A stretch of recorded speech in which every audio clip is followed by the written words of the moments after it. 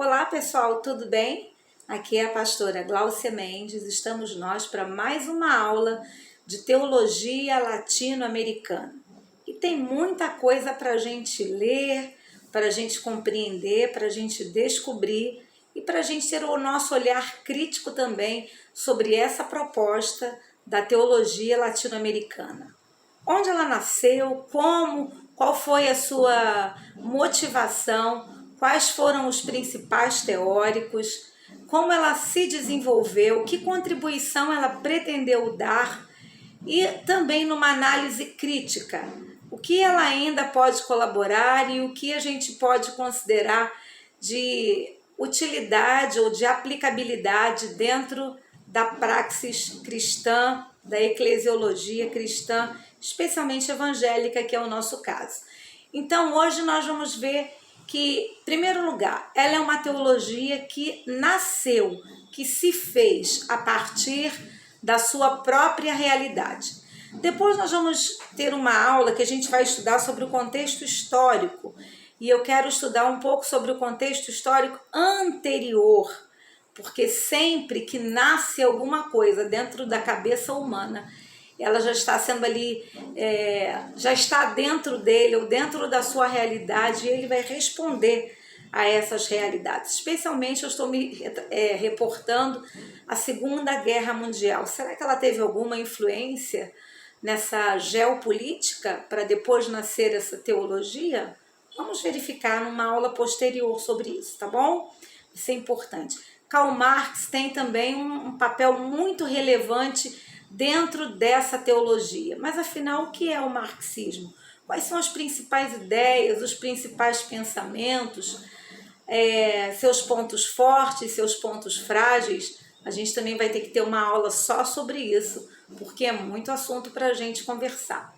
Então, dentro da teologia latino-americana, a gente pode dividi-la em ao menos duas partes: a teologia da libertação e a teologia da missão integral, que tem um viés mais protestante, ecumênico, evangélico. A teologia da libertação tem um viés mais da Igreja Católica Romana. Então, a gente vai ver um pouquinho sobre isso, tá bom? Primeiro, que havia uma preocupação comum dessa teologia latino-americana. E qual era essa preocupação? Era responder ao ambiente da sua demanda histórica, olhando para a sua realidade histórica, olhando para o desenho dos povos, dos países que compõem a América Latina. A teologia buscou dar uma resposta. Então, não é pretensão dela, por exemplo, se preocupar da teologia pela teologia, do pensar teológico que não esteja profundamente vinculado e até, eu diria, motivado pelo contexto histórico e pelo contexto social da realidade. Então, não é fazer teologia por teologia, mas ela visa um serviço da igreja à sociedade de um modo geral. Ela pretende ser um pensamento de fé, que se dá a partir desse contexto latino-americano, com seus problemas sociais, seus problemas políticos, seus problemas econômicos, suas características culturais, suas características religiosas. Inclusive, é muito interessante essa questão da característica religiosa da América Latina. Já já a gente vai pincelar um pouco sobre isso. Então, começou-se a perceber, pensar, refletir, especialmente sobre os problemas econômicos sociais da América Latina. Então, eles relacionaram com maior propriedade essa discussão e essa articulação, buscando uma teologia da libertação. E aí, gente, essa expressão teologia da libertação, às vezes nós associamos essa palavra, nós evangélicos, né? Libertação, a gente pensa, a gente lembra do endemoniado de Gadareno, né? Libertação de demônios, cultos de cura e libertação, mas não é esse tipo de libertação espiritual que a teologia da libertação vai tratar como seu carro-chefe, como seu ponto principal. É a libertação social.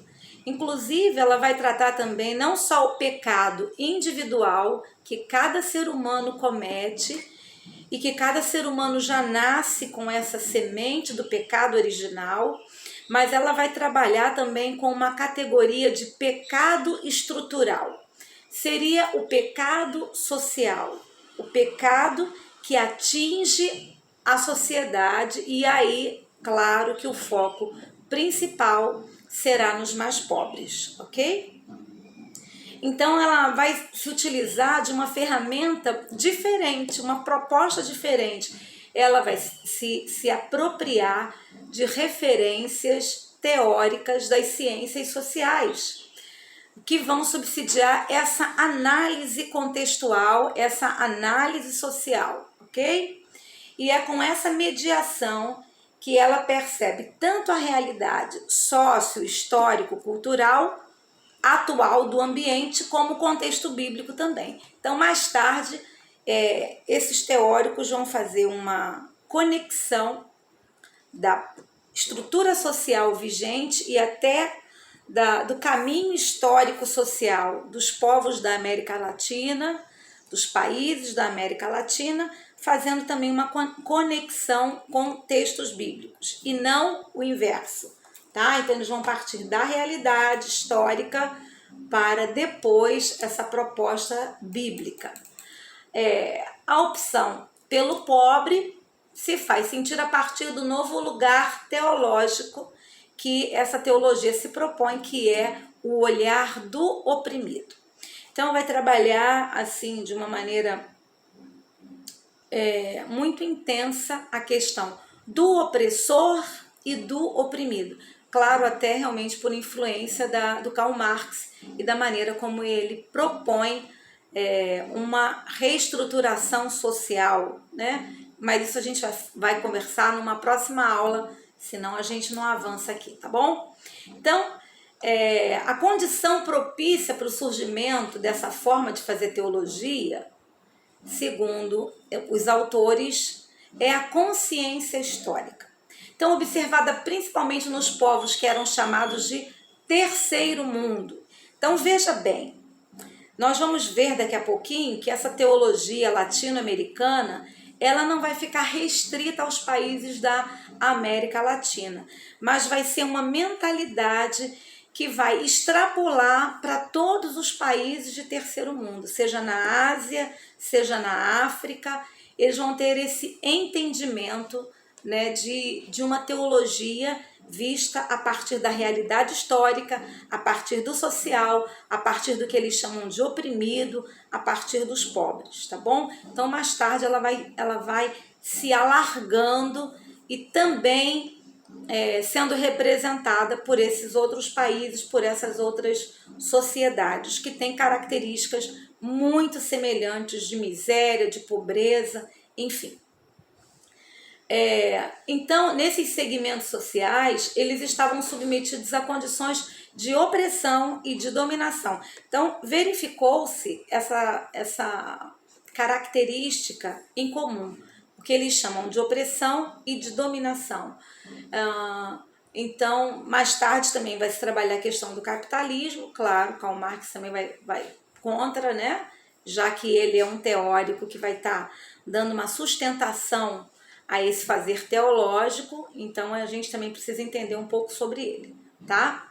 E aí, isso em contraposição aos países do primeiro mundo, que vão ser vistos como os países opressores, os países dominadores, tá?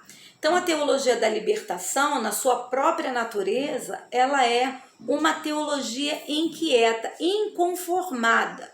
Inconformada, que não significa inconsistente. Ela busca compreender a realidade. Então, essa teologia que é inquieta, ela não é inconstante, né? Ela vai trabalhando, nós vamos ver depois, etapa por etapa, como ela foi elaborada de uma forma muito criteriosa, eu diria até academicamente sólida, né? Então, ela vai seguir um processo, um percurso metodológico que vai garantir também a sua densidade, né? Ok? Então, ela assume a praxis, ou seja, a situação sócio-histórica, como seu ponto de partida, como a gente já comentou. Ela busca entender essa realidade, novamente eu vou repetir só para reforçar, a partir do eixo hermenêutico das ciências sociais. Ela vai se utilizar dessa ferramenta. E por ser teologia, obviamente, ela vai submeter-se ao julgamento das escrituras, a fim de que possa, então, resultar numa praxis, né? Onde os fiéis, a igreja, vai poder utilizá-la no seu dia a dia. Afinal, esse é o principal objetivo, tá? Então, na segunda metade do século XX, mais precisamente na década de 60, despontou uma nova maneira de elaborar e pensar a fé cristã. Então, vamos ligando os pontos aí, você que está me ouvindo, você que está me assistindo, tá? Foi no cenário sócio-histórico da América Latina, marcado pela prática histórica da dominação. É assim que eles denominam, né? Dominação e a dependência por ela gerada por políticas econômicas desumanizadoras. Então você veja que o tempo inteiro a mentalidade vai ser gerada realmente de opressão e oprimido, tá? Esse é o pano de fundo. Pela injustiça social decorrente delas, que surgiu a teologia da libertação latino-americana. Então, algumas outras perguntas seriam importantes a gente estar fazendo, né? Uma característica que a gente vê frequentemente nos países da América Latina é a questão da apropriação dos recursos dos governos, né? A corrupção. Então, aqui esse tema não foi tocado, né? Mas o embate se dá nos países de primeiro mundo com os países de terceiro mundo. É essa mentalidade que se estabelece. Não se vê uma crítica do seu próprio país enquanto modelo de governo, enfim. Mas, ao contrário, se vê realmente colocando-se o país da América Latina, os povos da América Latina, como esses povos que foram oprimidos. E aí a gente vai precisar dar uma vasculhada um pouco mais na história para a gente ver como é que isso aconteceu. Foi dessa maneira? Tem elementos para a gente poder ter uma compreensão melhor sobre isso? Então, você começa a anotar aí as suas dúvidas, as suas inquietações, as lacunas que vão ficando, e eu espero que fique. É assim que a gente começa a pesquisa, são as lacunas do que a gente vai estudando, né? Os abismos que a gente vai encontrando e a gente vai pensando, eu preciso pesquisar um pouquinho mais sobre isso, tá bom? Então eu quero propositalmente deixar algumas lacunas para você pensar e ter esse impulso de curioso, de pesquisar. O pesquisador, ele é um curioso, né? Ele é alguém que está sempre querendo descobrir algo mais, ok?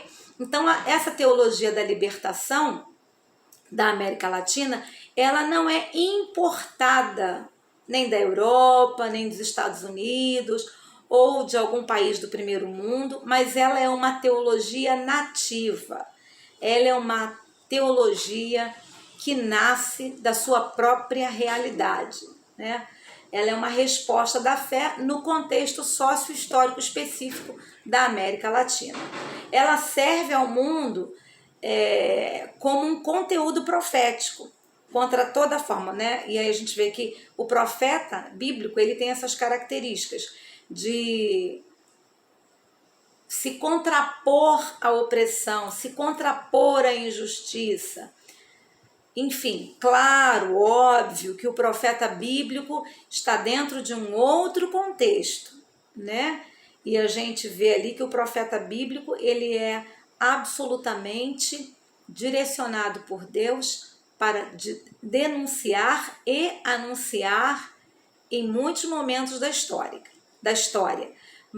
Então, a teologia da libertação vai tomar esse entendimento também e se sentir esse conteúdo profético contra toda forma de dominação, de opressão, que empobrece, que compromete a vida humana na sociedade. essa voz de denúncia não é uma voz solitária, né?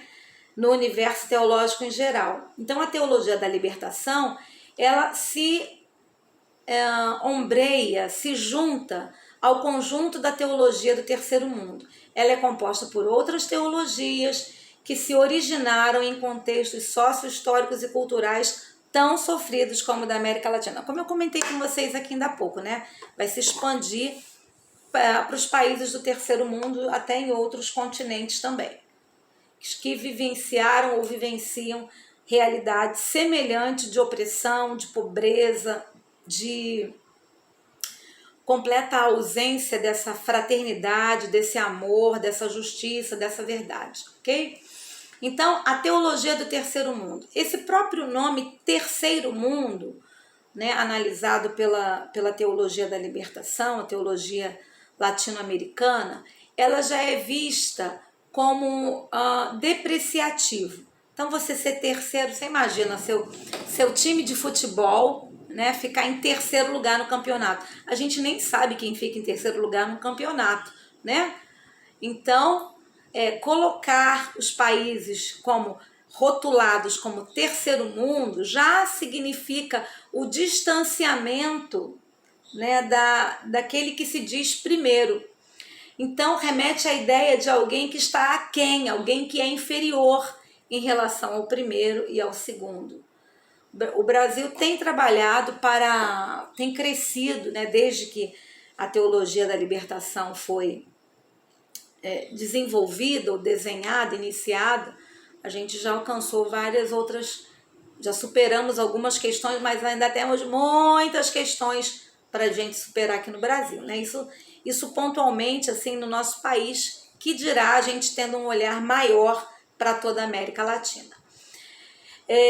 Então, esse termo terceiro mundo indica realmente uma perspectiva socioeconômica, uma ideia de não desenvolvimento, de atraso, de estar aquém, bem em oposição àquele que está no primeiro mundo, no topo, né, no auge, no desenvolvimento mais pleno. Então, o século XX presenciou o desmascaramento do primeiro mundo como um modelo de desenvolvimento. Se entendeu que a condição de ser primeiro mundo se dava principalmente às custas de que outros fossem terceiros. Então aqui começa-se a desenhar de uma forma muito nítida essa mensagem marxista de primeiro mundo, terceiro mundo, oprimido, opressor, né? A gente começa a ver de uma forma muito nítida, presente nessa teologia da libertação. Uma nova mentalidade começou a emergir na história dos povos do terceiro mundo, desencadeada por fatores diversos, dentre esses, que eu já falei aqui umas 2 ou 3 vezes já, o surgimento do marxismo. Então, o marxismo vai ser determinante para a estruturação do pensamento teológico dessa nova modalidade que vai surgindo, tá? Então, se percebeu uma nova maneira de encarar a realidade sócio-histórica a partir daqueles que estavam sujeitos aos desmandos do colonialismo antigo. Já ouviu muito essa expressão? Imperialismo, né? Que não eram prioritários na ordem socioeconômica mundial. Então, a teologia da libertação vai usar muito essas expressões, né? Eu estou repetindo aqui para que ela seja comum agora. Quando você ouvir, você já pode fazer um ponto de ligação aí dentro, uma conexão no seu entendimento, tá? Essa percepção crítica da realidade sociohistórica, ela se dá numa busca de transformação. Então, não é simplesmente conhecer a realidade, não é simplesmente mapear a realidade, não é simplesmente constatar o subdesenvolvimento, a pobreza, a escassez, né, a injustiça. Não é simplesmente para constatar, mas para ser propositiva. Ela vai chamar isso de praxis. A proposta é completamente praxis, completamente. Ela não é uma teologia para ficar numa prateleira. Ela é uma teologia para estar na base, na realidade, na vida do povo de um modo geral, não somente do povo cristão. Vamos lá. Então, nós vamos precisar tentar entender, tá? Isso aqui eu já estou dando umas pistas para reflexões posteriores que nós vamos ter. São as lacunas que eu falei, né? Que a gente precisa sempre encontrar lacunas para novas pesquisas. Então, a gente vai precisar entender as consequências políticas, sociais e econômicas da Segunda Guerra Mundial. A Segunda Guerra Mundial foi realmente um marco profundo na humanidade. E ela vai ter consequências em todas as áreas humanas. É impressionante, né? Em todas as áreas, na literatura, na arte, na economia, ela vai realmente impactar profundamente o pensamento humano,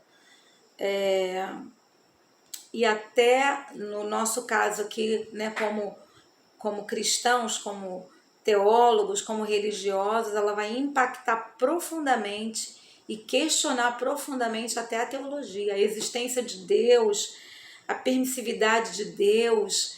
De repente, as respostas que a igreja estava dando não eram as perguntas que as pessoas, aquele mundo caótico estava fazendo. Então, ela vai ter um impacto muito profundo na humanidade, tá?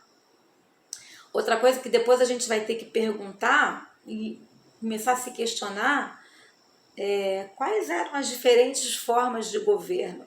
Por que alguns países tiveram tanto sucesso e prosperidade e outros continuaram afundando e até aprofundando as suas crises sociais, econômicas, educacionais, morais, éticas? Então, por quê? Qual é a diferença? Aconteceu alguma coisa em termos de governo, de modo de governar? Como é que foi isso, né? Importante a gente entender. Outra coisa, se a teologia da América Latina, especificamente teologia da libertação, tem uma base muito sólida no marxismo, quem foi Karl Marx? Quais foram suas principais ideias? É importante, então, a gente começar a se perguntar para a gente simplesmente não estar no verniz da discussão, né? Mas a gente ter outros elementos de compreensão daquilo que a gente está vendo, tá? Isso é importante. Vocês lembram quando eu dei para vocês a disciplina de leitura, produção de texto, tal, que eu sempre falei, né? Que é importante a gente conhecer, quando você vai ler um livro, você saber quem é aquele autor. Então, quando você vai pegar um teórico, né, que ele está dando uma base tão fundamental para a construção de toda uma teologia, então ele precisa ser visto com cuidado, não é? Com uma atenção especial para a gente compreender que influência é essa que está chegando e que está se estabelecendo, os benefícios, os possíveis danos, os desdobramentos, as consequências, os resultados. Então é importante a gente ter essa noção.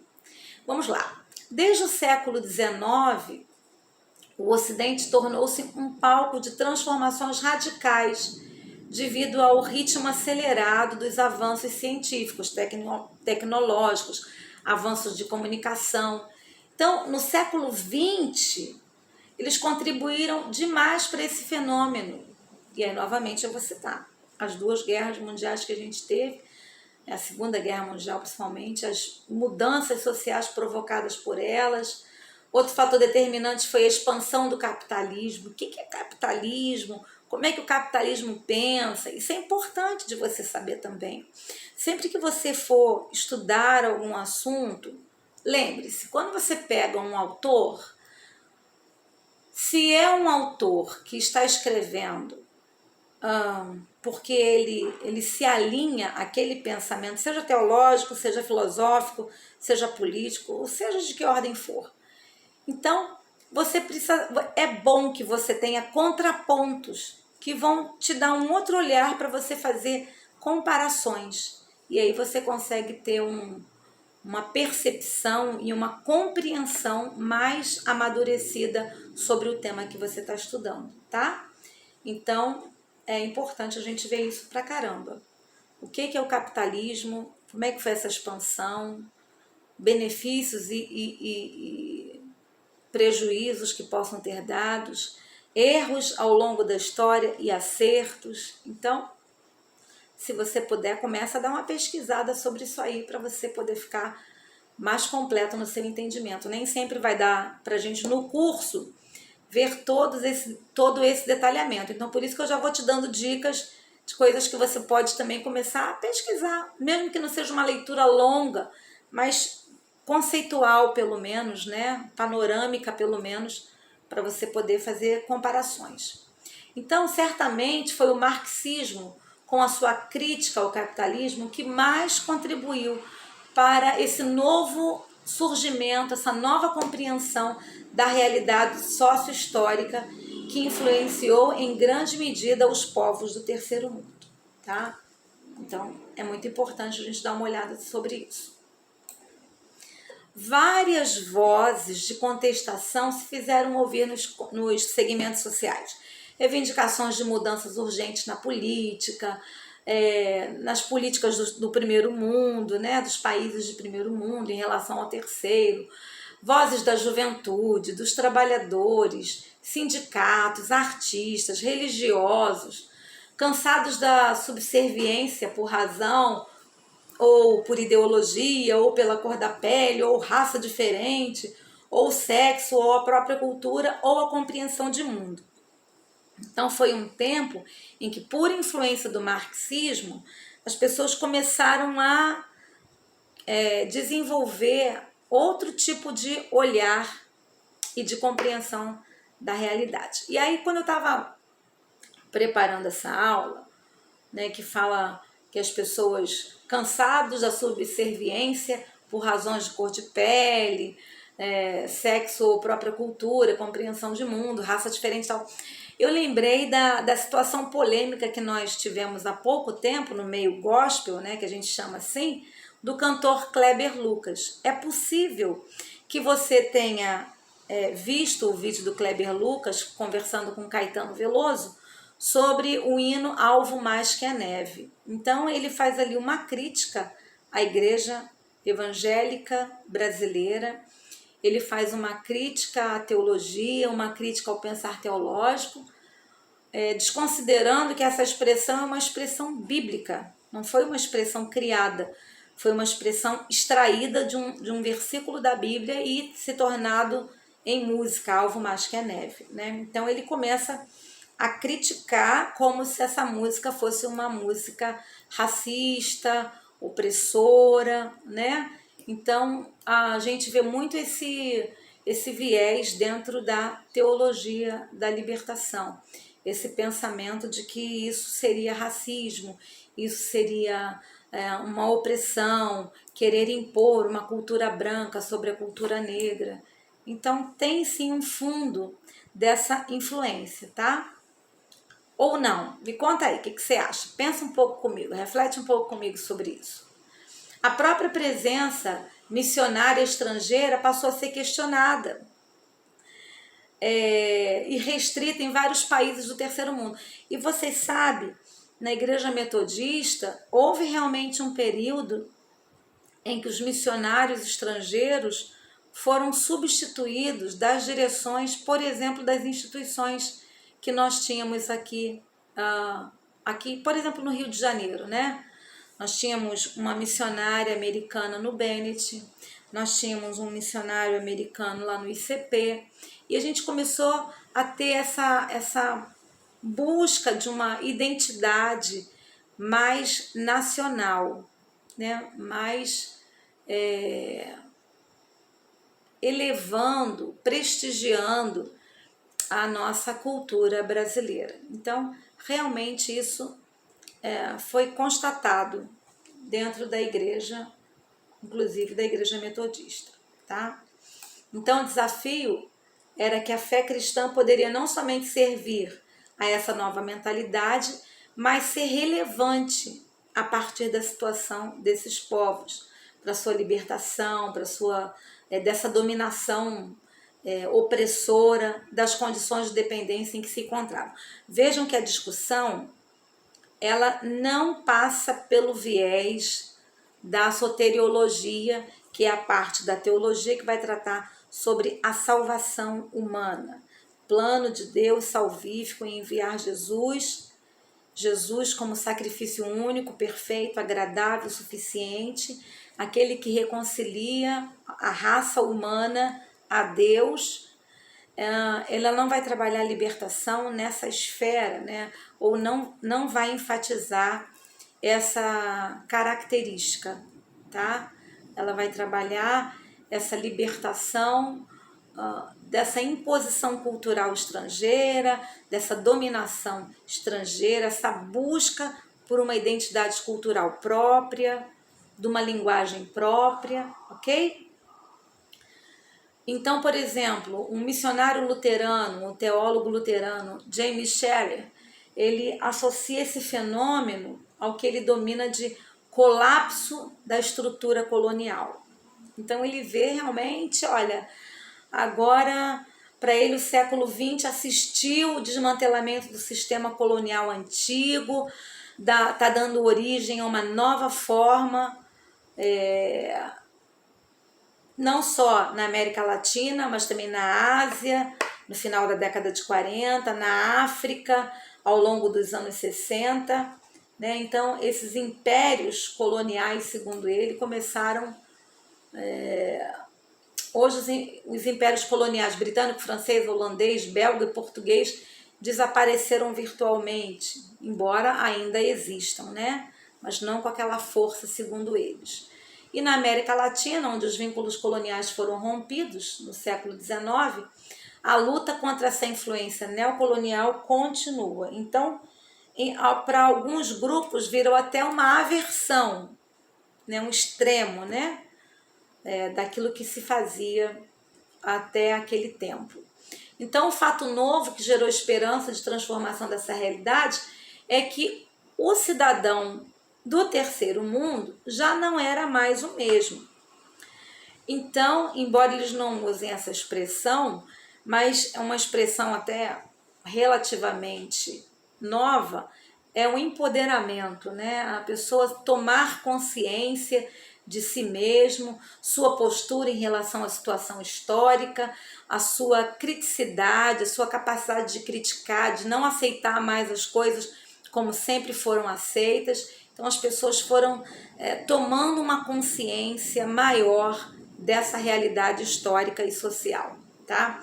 Então essa opressão, essa dominação mantiveram-se agora sobre novas matizes, tá? A luta pela libertação continuou então cada vez mais forte, cada vez mais insistente. E ela foi, a partir desse olhar para a realidade, ela foi se desdobrando cada vez que ela encontrava essa realidade social, utilizando as ciências sociais para ir pavimentando a sua estrada, ela ia então trabalhando metodologicamente para construir essa teologia respondendo à sociedade como um todo. Então, segundo Rubem Alves, a consciência proletária